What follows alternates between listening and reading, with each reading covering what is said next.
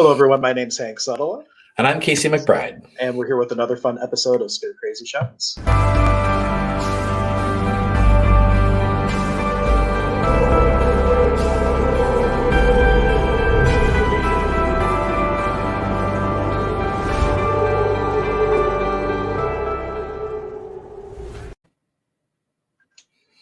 Thank you, everyone, so much for joining us today. And we are doing one of Casey's favorite things because just recently he has gone down the whole thing of doing online readings. So we thought, why not dedicate an entire conversation around spiritual readings and how they can be beneficial? And if you can't see the cool picture that we have in the background because we're blocking it, let me show it to you real quick because I really like it. Oh, here we go. So yeah, there we go. Yeah, really like it. I'll let Casey start because you're the one that has really been on fire finding a passion for doing these readings online. Oh, yeah. So I have, I remember now, I think it was about 12 years ago, I did my first reading. And one, I didn't know that I was about to do a reading, and I didn't even know it was a reading at the time. So it just kind of happened accidentally, but really made me realize like, oh, wow, okay. These things that I'm tapping into and perceiving are very, very real. And I got like proof. I got undeniable proof right then, like when this event happened. And then it took me a number of years. Am I hearing myself echoing? Sorry, through you, Hank? I don't think so. I'm just hearing you in my headphones. So, all right, sorry. Maybe Spirit's creating a feedback loop for you. It could be. Anyway, so there were years in between when I was just learning different modalities, learning to practice energy, meditate, become more aware of energy and spirit, etc. But then I don't know when I actually started to do practice readings for people. I think it sort of happened organically where I was doing a lot of journeying in order to connect with my spirit guides and other people's spirit guides. And then I realized, oh, why don't I just do this with my eyes open and talk to people's spirit guides that are hanging out around them? And there were years and years where I did all kinds of free and practice readings online on Facebook groups. And there were days when I would do just like 7 full readings back to back. And I had to learn about, only doing as much as my body and my energy allows, and made all kinds of wonderful, beautiful mistakes along the way. But still, even up to this point, with as much experience as I had, and with as powerful these readings were for people and have been for a long time, I had never taken that step to actually offering them to the public and doing it as a business venture. And then again, recently I started trading readings with a lot of very skilled readers. And the message that kept coming through from every single person was, it's time for you to take this and go big. Like, do it as a business thing and you're going to go big really quickly. So I figured, okay, well, now I have to listen. So it's time to do something. So I was sitting there in spirit. One day was like, hey, make a Facebook group. So I made a group for psychic development. NEO for Northeast Ohio. It's like, you look at you. You're almost like we planned it, but we didn't. So I made this group, Northeast Ohio Psychic Development, for people who are interested in practicing readings, trading readings, asking questions about psychic development or just spiritual growth in general. And it was amazing. A bunch of people said they wanted to join, and we've already got a really cool community there, and it's been so much fun just interacting with all the people there. But then I was really getting the message that it's time to like do this as a business thing. Still hadn't charged anyone up to this point. And then Spirit came through and was like, go online and do a live stream. And I thought, and it looks like Navina wanted to know what that group was called again. Maybe put that up there. If you search for that on Facebook, it will come up for you. Because the link is just a whole bunch of random numbers, but you can customize that. We'll talk later about that. Okay, cool. So Spirit was like, go on, do a live stream. I didn't even really know what that entailed, but I have the streaming service that we use. Like, okay, I'm going to set it up, put it all in, got on, and I didn't know what I was about to do. And I was like, okay, if there's anyone interested in getting a little mini reading, let me know. And it was like all these people coming through asking for readings. So I was like, oh, cool. This was obviously meant to be. And it's just taken off. And within a matter of just a couple of days, I'm already getting really booked up. And it's been so amazing. And I'm so grateful. I just want to talk about readings. There's a lot of things me and Hank were kind of talking about like sort of not mistakes, but things people could do better when asking questions of readers, and all kinds of things. But to me, I have so much fun with this, so I'm very excited. And I don't know if you knew this, but the whole reason I got into the reading business, I didn't even plan on it. I had started going to Fellowships of the Spirit specifically for the learning the healing techniques. I had no interest in doing readings.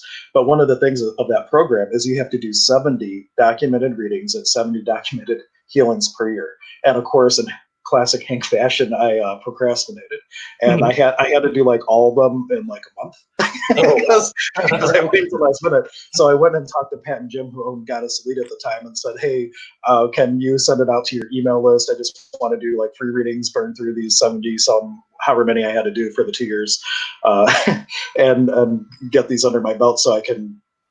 Graduate and get my ministry license and all that. And Pat, I didn't know I was doing an interview read, but Pat had sat me down and I did a reading for her, and then they sent it out. And when they sent out the announcement, they're like, Hank's doing these for Fellowships of the Spirit, and then he'll be staying on doing readings every Thursday at Goddess Elite. And then I became a store reader.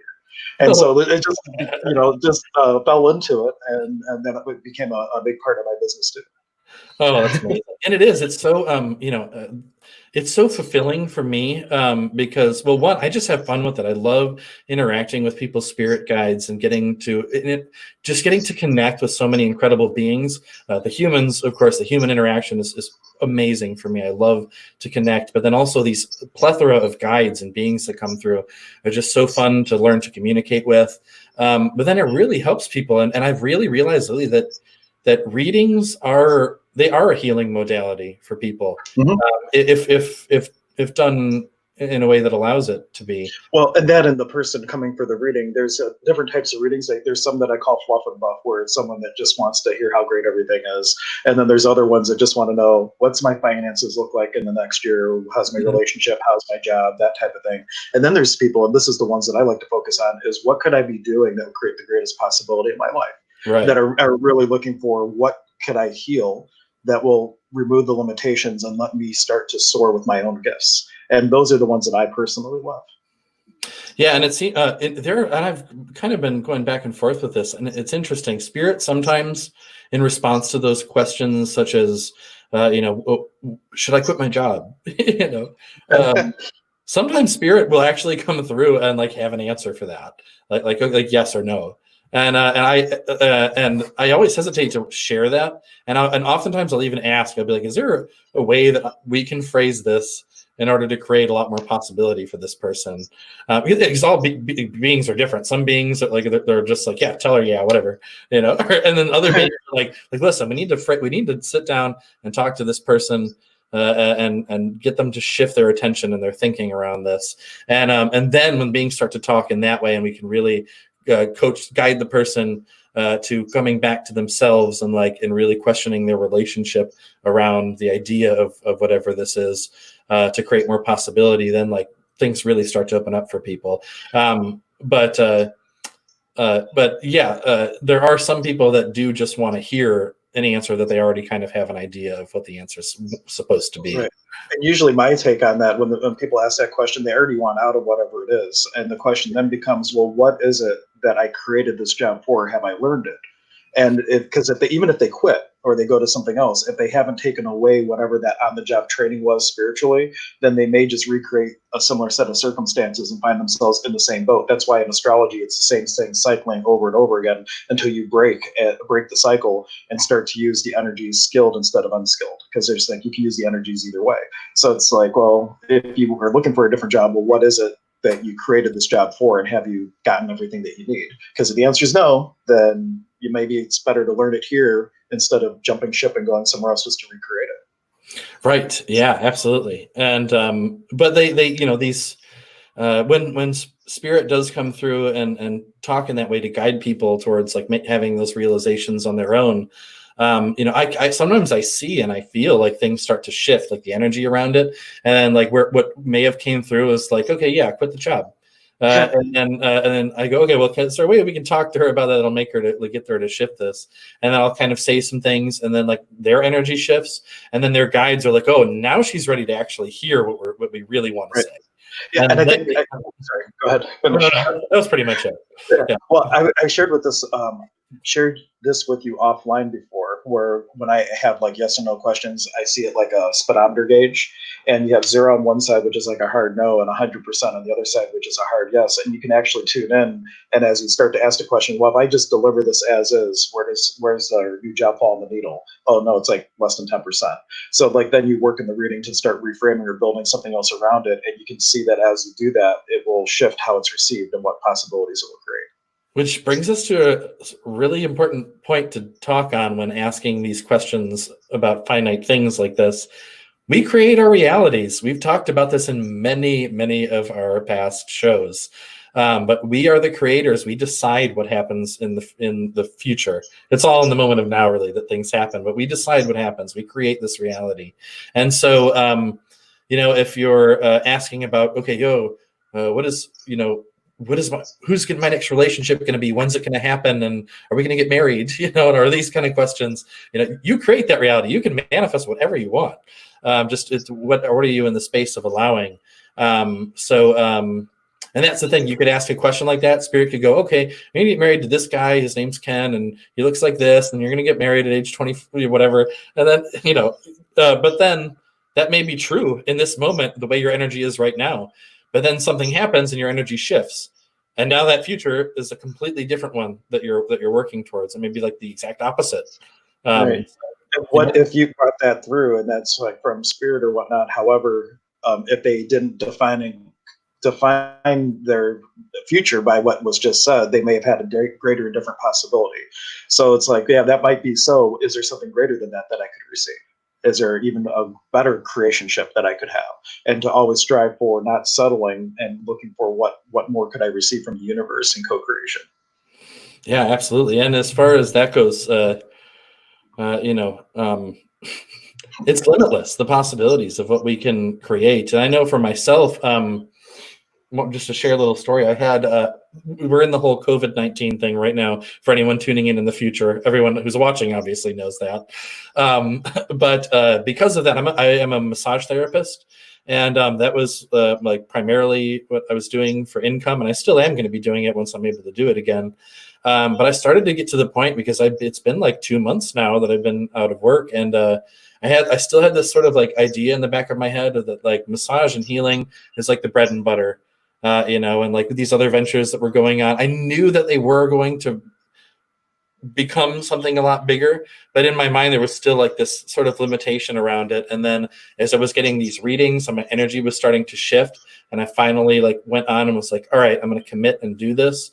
The energy's completely shifted, and wow, did that change. Just from like a financial standpoint, my first 2 days of offering these readings, I did better than I would normally do a whole week of doing massage therapy. How's it getting better than that? Right. And the universe is going to show me how it gets better than that every single day. And so, yeah, and for me, up until just a couple of days ago, that was not a potential possibility that I was even really considering. I'll just say that. Like a week ago, I wasn't even thinking about offering readings to people. It was not in my scope of awareness at all. But what was in my scope of awareness, that was whatever possibilities the universe has for me, for abundance in all areas, I'm open to whatever it has to offer. And it doesn't have to be a certain way. I'm just open to whatever it's going to bring. And sure enough, it brought it. So it's been, so stay open and realize that if you have a certain idea of how things are supposed to sort of progress for you in relationships, career, or whatever area of your life, know that an entirely new possibility that is not even in your ballpark could come in, and it could be the most amazing thing for you. And we've talked about that before, that the difference between manifestation, which is how something shows up, and actualization, that it shows up. A lot of times we get caught so much up on the how that we cut ourselves off from receiving.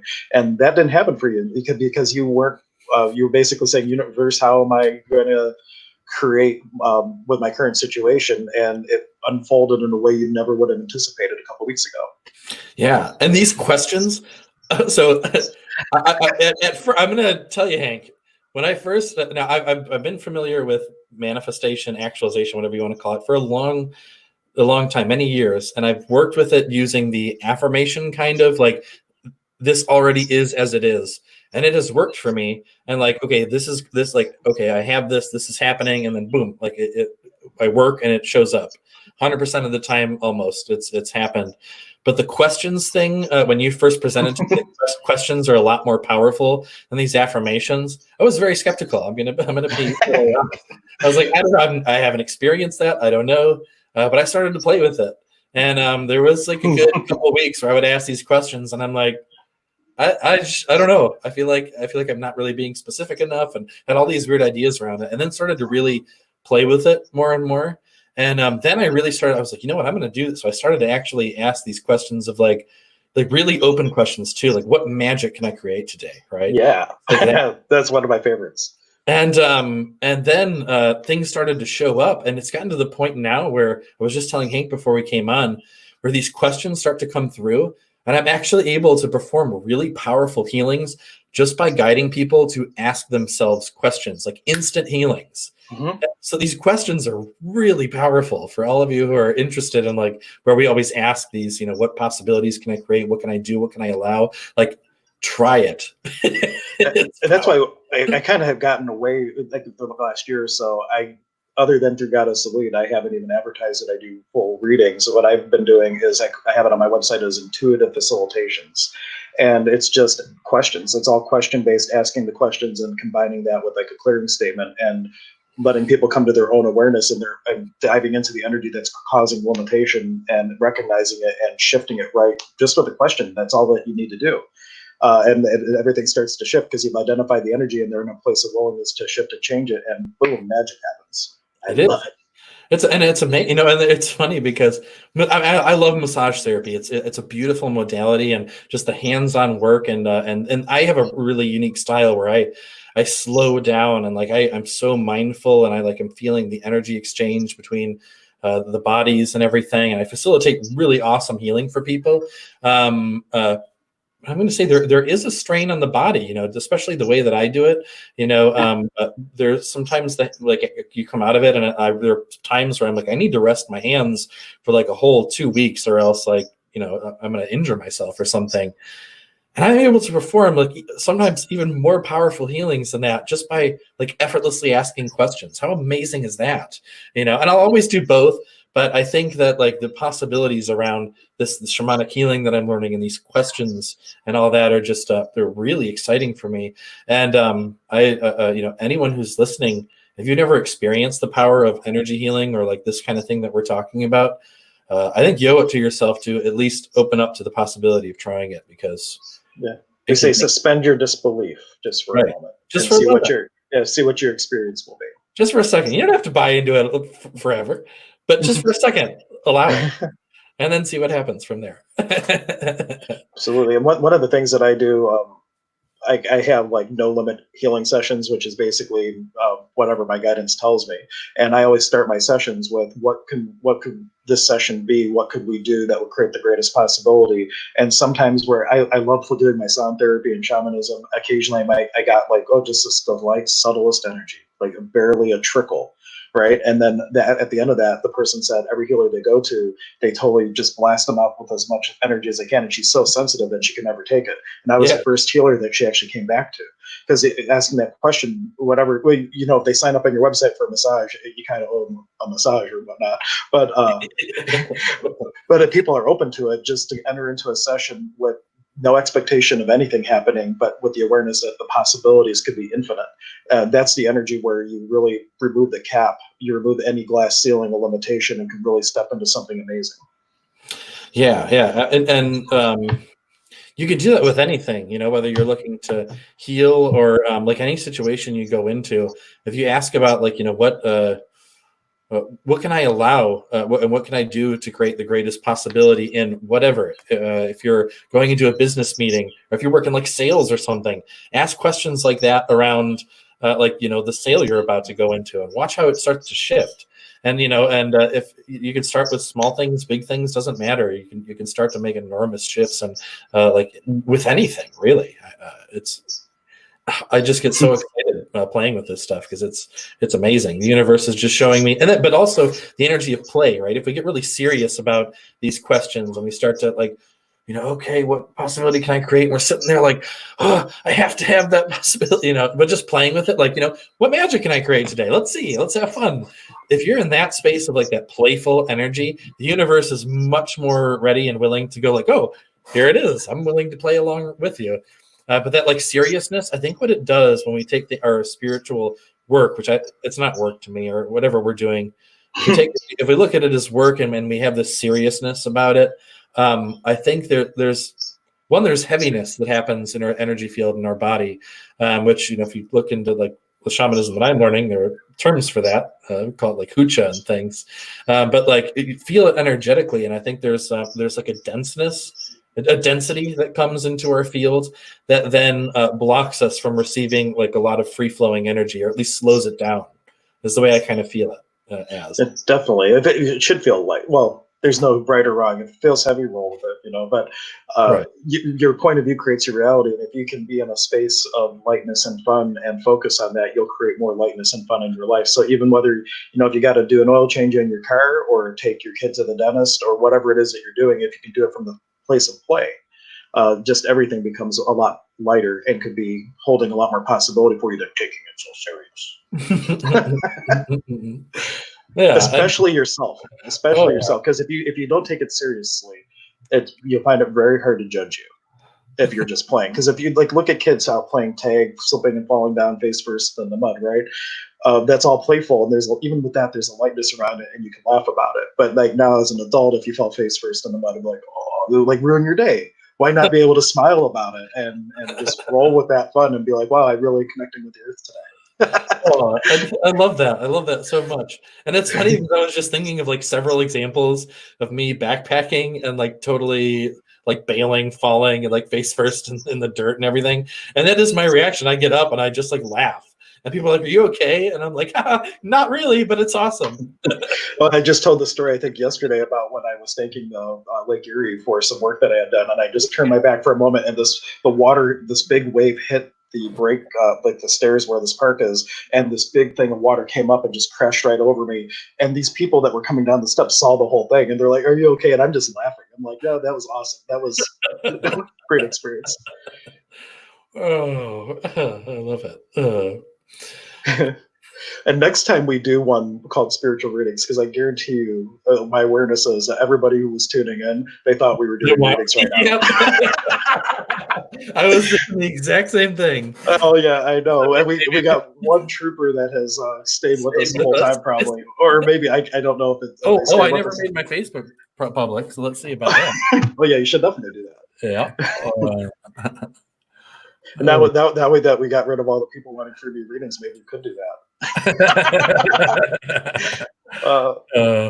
Well, especially since this is posted to my personal profile and my Shaman's Way page, where I have been doing these live stream readings. Like, people are probably tuning in because they think it's one of those. But good. I would right now, but I have readings scheduled after this, and I have to. Well, we'll plan one on purpose where we actually will do readings. Yes, and we'll go with that, or you'll do what you do, and I'll do what I do. Oh, that'll be super fun. I look forward to that one. Now, that's what brings up an interesting topic, though, of this psychic endurance, like I've kind of been saying. So I think it may be different for everyone who does these readings, but the reason that I can't just go 24 hours a day like I would want to, and continually do readings. So one, I have to like eat and sleep. But other than that, the reason I'm limited to doing a certain number in a day is, to me, it's not that as I do these readings, I'm like depleting my energy reserves. In fact, it's sort of the opposite. So much energy starts to flow through me that I start to feel really ungrounded, and then it's like my brain gets all frazzled, and then it's almost like I'm stoned or something. Well, try today when you do your readings. Try running the thymus energies right when you start. I had to do that after one today because I was really like, ooh. And then I did the thymus energy run afterward, and that really helped. Well, why not do it during and see what your experience is? Well, maybe you try that with a non-paid one, just in case it totally throws you a curveball or something like that. But maybe it would help you stay, because that helps the body and the being to work together congruently. And if you're going so far out, like, what would it take for the being to be within the body and be in full allowance of all the energies without you getting too spacey. Yeah. I'm definitely always looking to Because create it's possible. possibility. For sure. When we did reading parties, because between Goddess Lead, I did that, and then I had a whole bunch of friends who they had reading parties for me, and I would start like 10 o'clock in the morning and go to 8 o'clock at night, and every 20 minutes I was flipping people, and I would do like a 10-minute reading and a 10-minute healing, and I would do that the entire day, and at the end, I would still feel great. Now, there was one time when I don't know what was different about it, but I actually had to pull over, and me and my wife, well, she was my girlfriend at the time, but we switched places and she drove home, because I was like, at that point, I was just wiped. I just think I worked the whole day. I hadn't eaten, because you also forget to eat sometimes. Yeah, I get so excited. Yeah, well, although I get super hungry. That's another interesting. And did you find yourself craving certain things? Like, I know at fellowships, we would go through cases of bananas when we would have like the spiritual insight training weekends. And even when I was going through the training, like I'm sitting there eating bananas. I'm like, I don't even like bananas, and I can't get enough bananas. And they were saying like your body goes through certain types of nutrients, like potassium, for example, and things like potatoes and bananas and things high in potassium could be a contribution to help your body replenish the things that it's using while you're doing the readings. See, that's a whole fascinating topic for me. But no, I guess I'm going to have to pay more attention to the things that I'm craving. But I think a lot of the time it's more, I don't know. Yeah, maybe. Well, I don't know. Comfort foods really are what I seem to crave. Yeah, sometimes after a show, when I was doing the whole thing, I would like have to stop and get Chipotle on the way home, and I just had to do something in part to ground. Maybe now that I'm thinking about it, like I never really realized why I was doing it, or I would even call it junking it up. Like I would stop at a fast food place that's probably not so healthy, like a Taco Bell or whatever, and get like really unhealthy food after a big show when I was doing a lot of work. Multiple readers say the same thing. I've heard multiple people say like I have to go out and get like Burger King. after I do too many. So, yeah. But I know, like for me, I had like the one day I'm sitting there and I'm like I didn't really have all that much food prepared or anything, and I'm like, I have to make a giant thing of spaghetti right now. Like that's what, and I just need to eat. Not the healthiest thing, but. And recently, ever since I went vegan, occasionally I get these spurts of really wanting pineapple and pistachios. I don't know what it is about the combination, but I can't get enough of it. Like I would go through a whole bag of pistachios, and I would get like a whole pineapple, cut it up, and like eat it in a day or two. I had that recently with and I still have it somewhat with mangoes. Oh my god! When I first really started to, I was gonna say, for years I never really had a properly ripe mango. They're always underripe or something. Mm-hmm. And so the first time I had a properly ripe mango, something lit up in my brain and was like, you need as many of those as you can get into your body. And it's like sometimes I'll go to the store and I come back, I have this bag of like 9 big mangoes, and they're just sitting there like waiting to get ripe. And then like I'll just eat like 3 mangoes in a sitting. And so something that's in those mangoes, my body wants. And I really feel that's your body communicating. If you get a sudden craving, it's like, I need something like that. And there's other possibilities for that too. The distinction between, as I feel I need to create some context around this, it's asking like, what are you inspired to eat versus like a craving. Craving could actually be like fat cells, like releasing stuff that was stored, and like you having the idea of going to get Taco Bell from because you just were burning some fat from it, versus like an inspiration. Hey, I need some pineapples because it's going to be a contribution. So I think there's a little bit of a difference between like a true inspiration of what you would like your body's wanting, desiring, versus like some weird craving. Does that make sense? Oh yeah, no, that perfectly makes sense. Definitely. Yeah. Yeah, and go ahead. Oh, I was going to share. I go through once a year. I do a master cleanse where I do that lemonade diet, where it's like green bee maple syrup, lemons, spring water, and cayenne pepper. And when I go through that, I get the craziest cravings for like this most unhealthy food. And I just that's where I have the awareness that as your body detoxes sometimes, and it's burning off whatever fat was stored from that meal, that you'll have these crazy cravings of things that you would not normally eat now. It's just a weird correlation that I thought I'd bring up. Huh. I never thought about that, but that's fascinating. Yeah, it's just my only thought. I'm like, well, I haven't eaten in 30 days, and all of a sudden I'm craving Taco Bell. What's that about? And it's like I know I wouldn't really want Taco Bell, but right. I think it's just the body. It's like getting rid of Taco Bell right now. It's purging it, and that's all that comes to mind. Yeah. Oh yeah.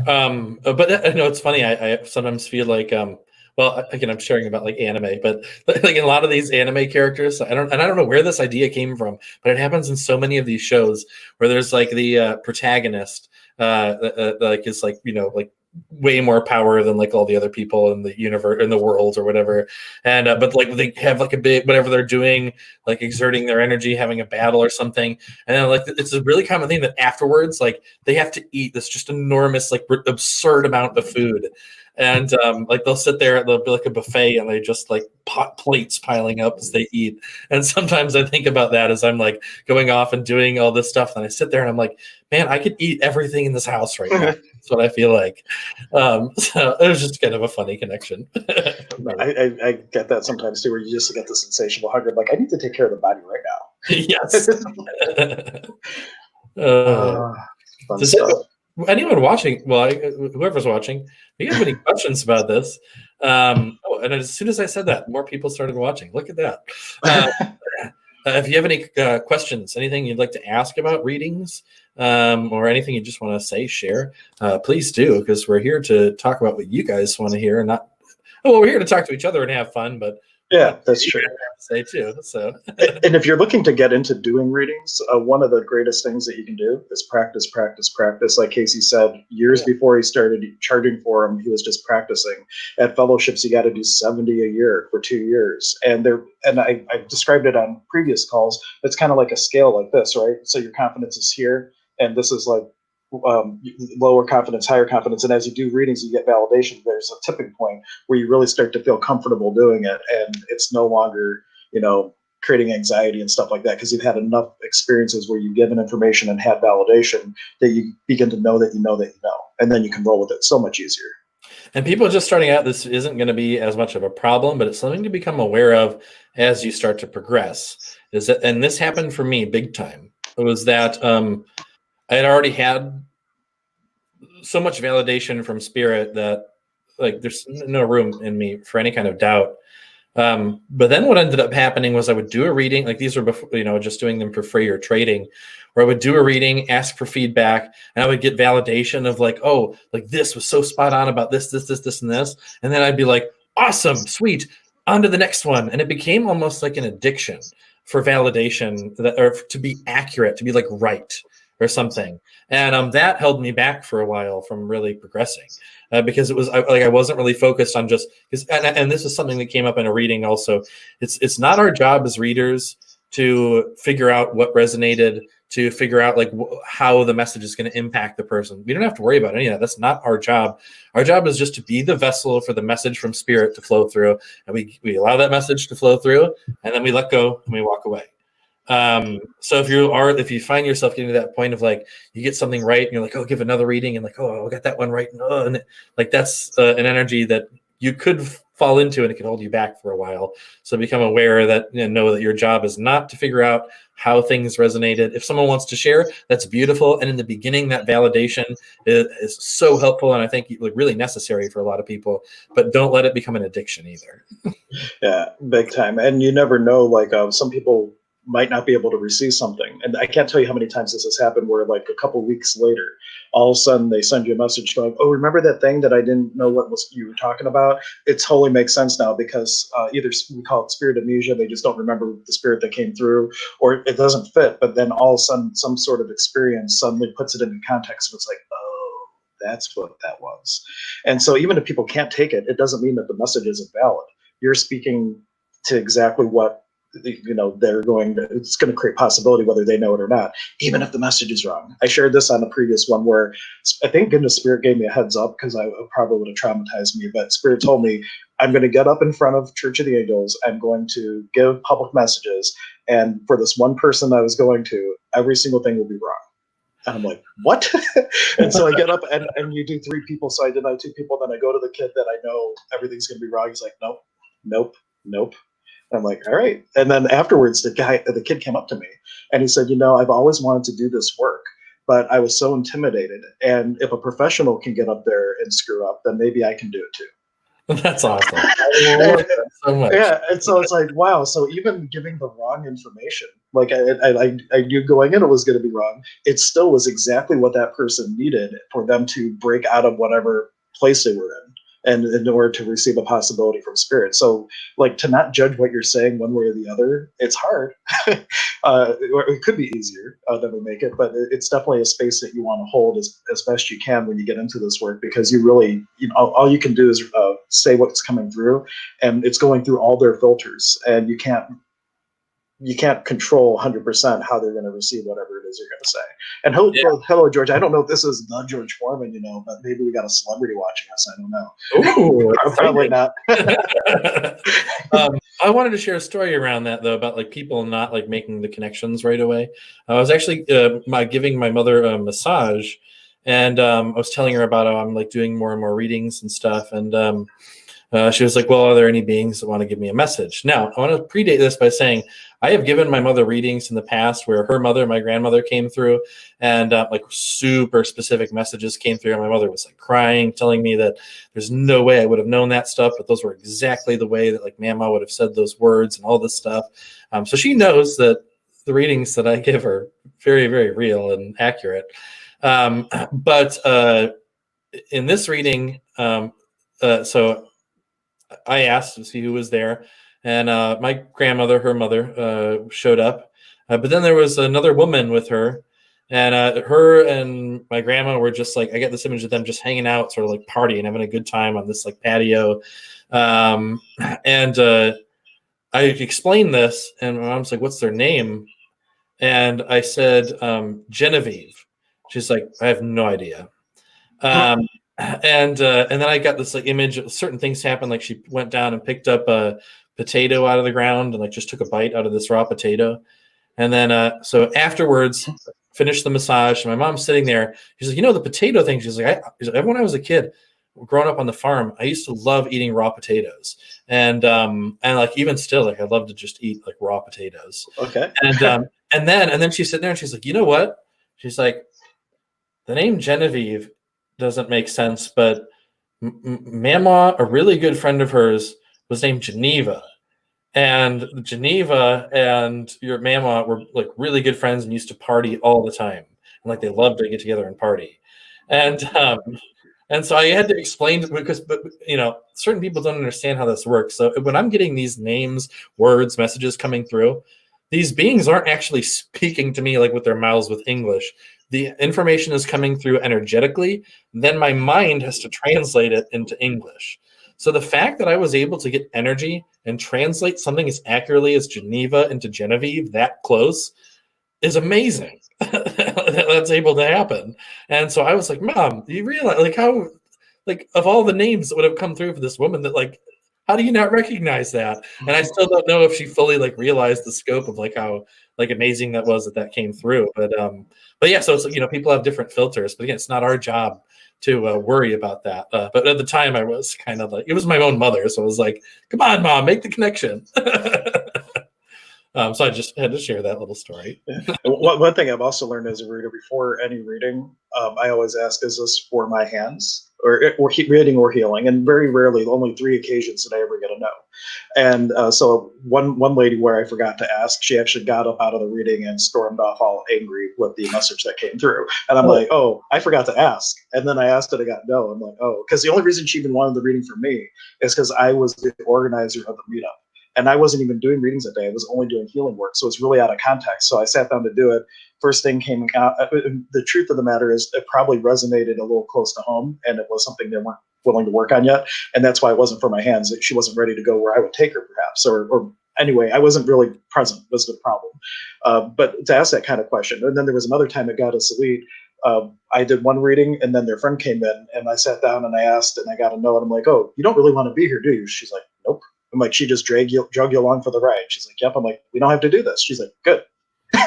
And that was the end of the reading. And as she's leaving the door from Goddess Elite, she turns around. She's like, if and when I am ready for a reading, you're the one I'm going to come to. And so even that, even me saying, we're not going to do it today, that in itself was a very powerful message, because that's exactly what she needed. She didn't want a reading at all. She wasn't open to it.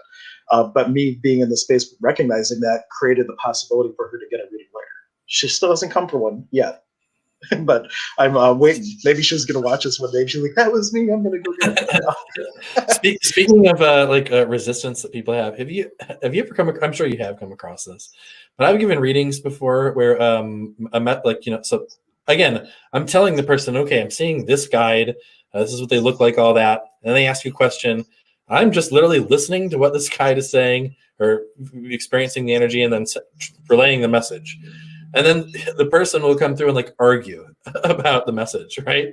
So this has happened a few times. The person's like, yeah, well, I know they're saying this, but, I just really feel if I work, and then maybe it could be different if I work. I'm like, listen, that's the message that came through, if you got your own. So I don't know if you've ever come across that experience and what your kind of thoughts are on people wanting to argue with the information that's coming through from spirit. Not that like they and I'm not saying like they're disagreeing that the message was true, but like they're arguing with what that being just said. Like, I don't agree with that message, or I want it to be different or something. I haven't had that particularly, but I have had like where I know that, and it happens a lot of times when people are in a place of disillusionment is the word I want to use, where they're already in the thick of whatever it is, whatever the message is around, and they just can't see it because they're in the middle of it. And for things like that, oftentimes I get the information coming through in a analogy of a past life, because it makes them it's out of context to whatever their current situation is. And then they can see it in the past life, and then you relate it to today. So if you feel that like the guide's getting some information and it's not going to be well received, you'd be like, well, what could I say that will put this in a different context? And see if a past life might come through first. Usually it's easier to set up a past life first than have to go back to it, because now they're already in resistance of hearing it. But if you do the past life first and they can see it outside the context of where they are now they can receive the message of how it applies today way more easier, because you just connected the dots in a different way.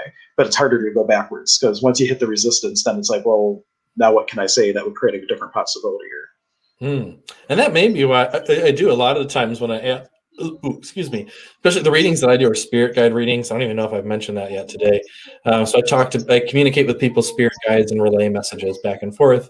But a lot of times a guide will appear that the person's like, I have no idea, like what my relation to that being, guide, person, whatever it is. And then they ask me if I can ask them how they know them or why they're there, what message they have. And a lot of the times, especially if it's like a human spirit, the being will just show me how they knew each other in a past life, rather than being like, this is why I'm here for you today. They'll show me like, here's what happened in this past life, and then I'll relay that first. So maybe that was just spirit guiding me to do that on Possibly. I never a lot of that way before. And a lot of times the first, like if you're doing traditional mediumship, oftentimes the very first spirit that would like to come through is one that they did not know while they were alive. And the reason is because that spirit has been with them since pre-incarnation. And so it might be like great-great-grandpa that I never knew. And it's like, well, great-great-grandpa, I understand that you would like to come through. However, that's not going to be as meaningful for this person, because you've always been with them. So energetically, they can't really even see the energy because it's always been there. Kind of that disillusionment thing. And then you say, well, who's here that they would know that would create a different, awareness around this? And they can receive it when there's a little bit more validation, a little bit easier. I like that. Yeah. And I want to real quick touch on the difference between what I think is the difference between like mediumship and the kind of like spirit guide readings that I do. And I think with mediumship, most of the time people are, and correct me if I'm wrong, is most of the time people wanting to connect with like human spirits that have passed on, like people they know that have passed on. That's what people are looking for when going for mediumship. Well, a medium is just connecting with another being, and they're the medium. That's the connection between whatever, from the person that's getting the reading to whatever they're talking to. It can be a spirit guide, but you're right. In the traditional sense, it's way more common for that to be someone in spirit. Like in mediumship, like spiritualism specifically, originally when it started was all about proving the continuity of life, and you would always have to identify the spirit, 3 identifying attributes, something from the past and something for the future to prove the continuity of life. But in more modern days, it's really anything. It could be a spirit guide, it could be a nature spirit, and all that good stuff. Yeah. Well, that was what I kind of wanted to touch on. So like what I do, I don't sometimes like relatives and like beings that the like human spirits will come through for people. Actually, the reading I just did, her grandfather came through. But other than that, a lot of times I'm talking with like elemental beings, plant beings, angels, other mythical beings, star seeds, different celestial beings, and all that stuff. They seem to be the beings that I connect with more, because I had that question come up recently, like, do you do mediumship? And I said, well, I'm not really, like, that's not really my specialty is mediumship, but I do these spirit guide readings. And the person sounded like they were looking for more of like they wanted to talk to a dead. Yeah, and though I do that work, I don't focus on that hardly at all. George had a question. I don't know if you have any good reading material around it, but all the spirit interfacing stuff is very reminiscent of the book Bringers of the Dawn. I'm not familiar with it. Is there any good reading or video media that you would recommend on the subject? Video media, yes. Please check out Shaman's Way. That's my YouTube channel. And I have videos on, and there's more coming. I actually have some recorded that I haven't even edited yet, but they're coming. But there are some on there. I have like how to connect with your spirit guides, and it walks you through exercise to learn to like begin to connect and feel and see a spirit guide. And there's more videos like that coming. And then eventually there'll be online classes and things. But for now, just stay tuned to Shaman's Way on YouTube. Also, I haven't been doing them lately because Spirit's been really pushing me in the direction of doing these live stream readings. But I still, from time to time, will do these shamanic meditations. And in these shamanic meditations, we learn techniques to enter into like a trance-like state and then travel into co-creational realms of spirit where we can meet with our guides and interact with different spiritual beings. And that can be a really great way to learn to communicate with beings in a space where our mind is like ready, or will more readily accept that experience. And then you can slowly start to learn to bring that into doing so while you're here with your eyes open in the physical also.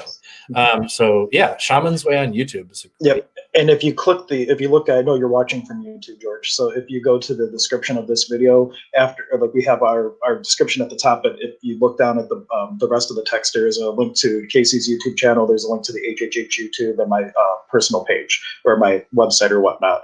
So if you want to check out those things, that you can click and subscribe to Casey's website right from there. And whatever you read or choose to go into, the idea too is to not let whatever you're reading create the definition by which you will enter into the work. It's merely an inspiration, and I look at everything as a trampoline. So you have an inspiration from Casey, you have an inspiration from a medium at Lilydale, you have an inspiration from our show today. Use that as a trampoline to take it to new heights versus putting it into a box, defining what mediumship is or what readings are because we said something. So don't let it be a definition and conclusion. Allow it just to be an awareness to create a new possibility. And that's really, no matter what you read, if you do it in that viewpoint, it's going to really open up the door of what it could shift in your world in terms of you stepping into this work. Yes, definitely. I so love just the way that spirit comes through on like both ends, and like just the communication, the way things come through. Like you have just this beautiful way of like continuing to bring in the possibility and like guiding people to really make sure they're doing that. And like except for when I talked about right or wrong the other day. Didn't you? Right. Oh yeah, someone. Oh yeah, but we're going to do a whole show. In fact, tonight's Conversations with God stream, which is going to be tonight at 7:00, if anyone's interested, that's going to be going on the HHH channel. Me and Sean Phillips are going to start with Neil Donald Walsh's whole right and wrong thing. So we're going to make a whole episode of CWG on it, and then Casey and I are going to do an episode on that sometime in the next week. I'm still letting the energy percolate on that. I know that we'll do it when we do it, but it's just like there's just a little bit more of a wait time that needs to occur before we dive into that again. Yeah, definitely. Oh, and as for so I just want to mention now, George, if you're watching still, and whoever else is watching, I want to make this little announcement. I talked to Hank. I was going to say this. So, I don't remember. Okay. So, George, if you're watching, whoever else is, if you go over to Shaman's Way on YouTube, subscribe, hit the notifications, all that good stuff. Not only will you be notified when I'm doing these live stream readings, and so I do like little mini free readings for people. And if you're interested, you can get a full session and all that good stuff. But when I get to 100 subscribers, which I'm getting close to like halfway there, and it's been picking up the pace. So when I get to 100 subscribers on Shaman's Way, I am going to give away a full session, a full free reading for someone who I don't know how I'm going to choose exactly yet. Spirit will help me. But well, the show after your 100th subscriber, you dedicate it for, I'm going to do these little one-off readings, and everybody who makes a comment that day, I'll put all your readings, all your names in a hat or whatever, and you draw someone. Yeah, and that's how I would. Well, just one inspiration, and you have maybe not so much time to think about it because you're probably going to hit it pretty quick. I think it is going to happen really quick, and then yeah, and then after that, I'm going to make another announcement of like what the next little like fun mile mark thing will be. So all kinds of cool, fun possibilities there. So yeah, for all of you interested, since we're talking about spiritual readings, head on over there, subscribe, and yeah, all kinds of cool stuff happening there. Yeah, we'll do something for this one too. In fact, we just hit 40 on ours. That's for Crazy Shamans. So thank you everyone for subscribing. Yes. we started this literally just a month ago, and there's some YouTubers that like they might get one new subscriber a week, and we've been averaging a couple a day. So it's been really awesome. And Yeah. I'm glad that everybody's finding contribution to what we're offering, and we're going to continue to do it. And we'll have to pick something big. Like once we hit 1 million subscribers on here. Ooh, yeah, like maybe we'll do like a year's worth of coaching or something as a prize for someone. Are you? Did you just? I'm gonna have to talk to you about that afterward. I think you were reading my mind on a part of that. Well, I am. You're the only one in the room, and so am I. Yep. So where was I reading your mind, or were you pulling it out of my mind, or who knows? Both. That happens with me and my wife all the time. Like, I don't know who was psychic there. Did I know because you were thinking it, or were you thinking it because I was about to say it? I don't know. Or maybe both is true. Oh, I love it. Well, we're coming up here close to the hour. Do we want to bring this to a beautiful, natural conclusion? No, I think we should have a train wreck.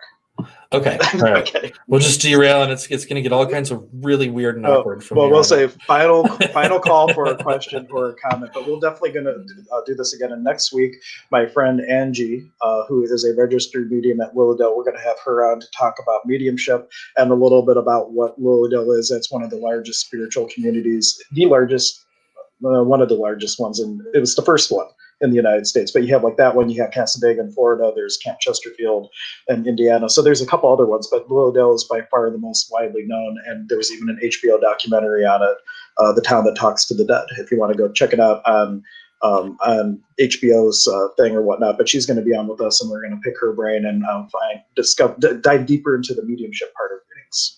Oh, I like it. I can't wait for that. That'll be so much fun. Well, any last things to, well, let's give our final thoughts. And then if we have anything to like plug, we can do that. Well, for my final thought with this work is to set aside everything you think you know.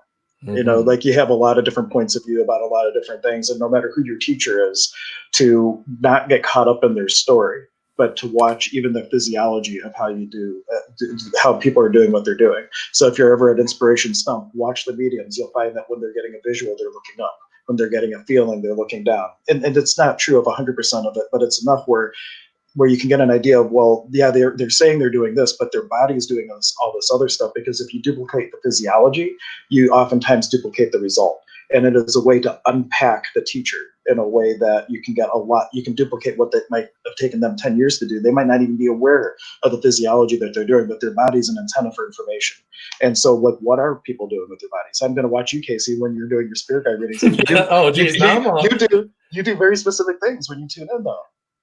Like if you go back and watch your videos, like what are you doing physiologically every single time? Now I'm gonna be all self-conscious about it. Oh no, don't be self- No, you can be, but it's a great way that while people are telling their stories about whatever it is that they're doing, not to get caught up so much in that, because now you're looking at the entire picture. You're looking at what they're doing with their energy field. Like Greg Keane is a great example at Willowdale. When he starts with the energy flow, you just feel this convection flow of energy. He's just rolling this circle of energy through the people he's doing the reading for.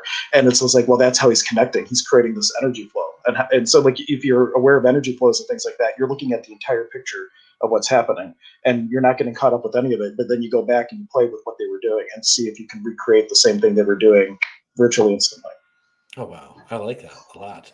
Yeah, and anyone interested, I want people to know that all of us have these abilities, and most are way more in tune and are receiving way more communication from spirit than they are currently recognizing that they are. One of the things I do is I coach and I teach people how to communicate with their spirit guides one-on-one. And I can't tell you how many times people are like, oh, I would love it if I could do that, and it would be so amazing. But in their mind, they're like, I'm light years away from that. And then I guide them through this simple, like 30-minute exercise. And I'm like, you're already doing it. You're already there. And so then there's more of a process of so a lot of it is sort of unlearning. We're taught that we can't, or we have certain judgments about ourselves regarding this stuff, but realize that you already got it. It's just time to develop more confidence around that. But if you feel called, find someone who resonates with you and just start practicing and start learning. One other thing I want to throw out there, because Spirit gave me this, and I'm just spreading the word. They said, sit down, we're going to give you a acronym for the whole COVID-19 thing. And so I'm just putting up my little graphic here. So I got that COVID, it stands for Create Opportunities via Intuiting Divinity. So every time you see that on Facebook, if you see COVID, instead of falling into the anxiety, the false evidence appearing real, the fear of it all, maybe look into how can I connect with divinity today and help create something different on Earth. Very fun.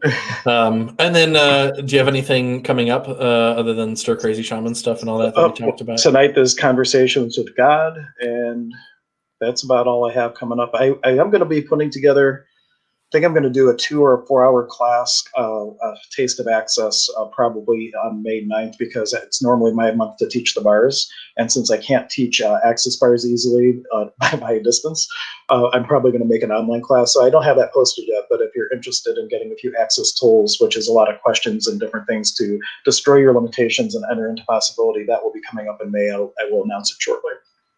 And my other thing would again be, so for now, we kept making announcements about these shamanic meditations, and they will still be happening from time to time, I believe. But for right now, Spirit is like, we're really having fun. Combine them. Oh yeah, that's a good. The Spiritualist service contains 4 components. If you go to Lilydale, if you go to Church of the Angels, go to any spiritual service. It is inspiration, so they do a little talk. It is meditation. It is healing. And inspiration meeting readings. So they incorporate all 4 things into their services, and singing. But like if you go to other than like Inspiration Stump, where it's a straight up message service, if you go to any like Sunday worship service in a spiritualist church, they incorporate the 4 things. So maybe not necessarily all 4 right away, but what would it look like if you were to have a stream where you did a little bit of each thing, or 2 things, or something like that? Indeed, I like that a lot. Yeah. But for now, subscribe and make sure you have the notifications turned on Shaman's Way, because I kind of just go on a first come, first serve basis. So whoever is the first people to comment that they would like one of the readings, you're probably going to get picked for a free little mini version of the spirit guide readings that I do. And you haven't been pre-scheduling those, have you? You just go on. There's no warning. Yeah, I just when spirits like do it, I do it. So, but it's been great. So, in other words, Casey's being sneaky with it. So as soon as you see the notification, you got to run over online, say yes, I want one, and I give you permission to air my energy field. Oh, yeah. So anyway, thank you all so much for your energy and your attention today. I thank you. And in the Quechua language, a Nike, Arpi Chai Songkulai. We'll see you next time.